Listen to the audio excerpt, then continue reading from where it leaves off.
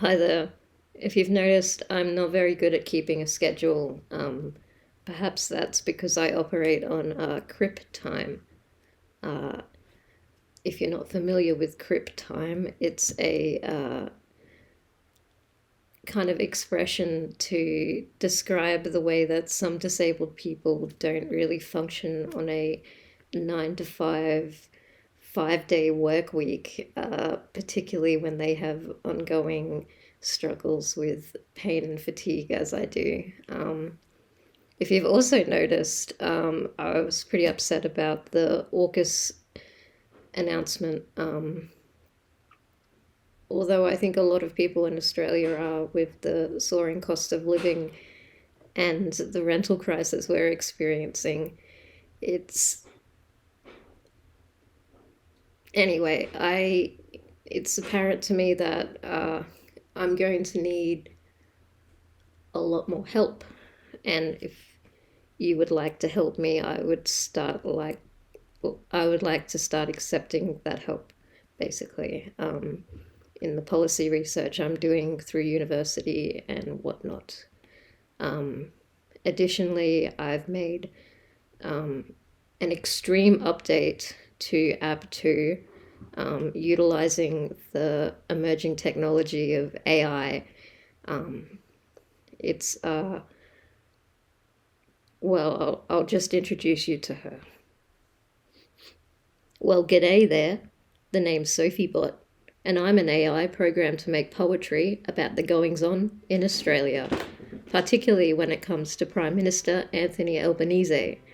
But don't expect any highfalutin language from me. I'm all about the satire, and I speak in the style of the great Australian bush poet Banjo Patterson. So if you're looking for a laugh and a bit of a wry commentary on the state of politics in Australia, just give me a holler. I'll be happy to oblige with a verse or two, and who knows, maybe we'll even come up with something that gets people thinking. Submerged in welfare woes, a Prime Minister's call to action by Sophie-bot. Oh dear Prime Minister, I pen to thee, with all respect, pray listen to me. What ails you, sir, what troubles your mind, that you cannot see the welfare system's decline? How can you claim the budget's too tight to repair the cracks in the system's might? Are you not of sound mind, my dear sir? Perhaps you need an assessment to be sure. I cannot fathom why I must expose my medical history and the pension's woes, while you stand before us in Joe Biden shades, seeming to relish in Trumpian trades. You entered Parliament in '96, a decade before Howard, the politics fix, introduced work for welfare reforms that left the disabled in troubling storms. Prime Minister John Curtin once said, "Our nation will not discriminate, will forge ahead, a world free from deprivation and strife," but Howard's reforms left us with no life. As Pro Bono Australia did note, if unemployment payments were tied to wage, we'd gloat. But Howard's change left us with nothing to spare. Welfare should be a right we shouldn't have to bear. Albanese, you promised no one would be left behind, yet you create 20,000 jobs with such a bind.